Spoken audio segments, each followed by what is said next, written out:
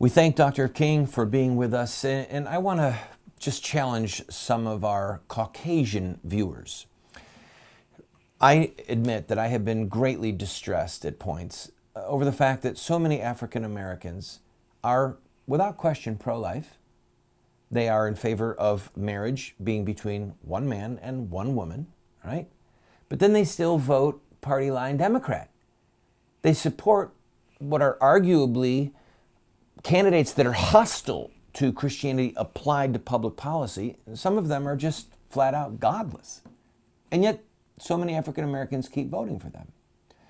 But before you or I become too judgmental, let's remember something. The religious right, in a great number of circles, has become as maniacally dedicated to the Republican Party as the African American community has been to the Democratic Party. I have been at times in very fierce debates with Christians, white evangelical or even white Catholic Christians, who say we've got to vote for the Republican because if they control the Senate, then they can confirm our judges. Or we've got to vote for Republican because if they have the majority in the House, then we can get the legislation that we want out of committee, blah, blah, blah. And the argument always devolves to the lesser of two evils. So allow me to make a little bit of a hard exhortation to you. If you've got a dysfunctional family, say so. If you have a crazy aunt in the basement, admit it. And whether you're a Democrat or a Republican, we have bad people.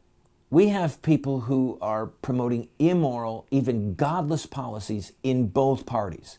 The murder of babies, the attack on Christian marriage, the spying on our citizens, the federal plantation that has 80-something million of us working to support 140-something million of us, all right?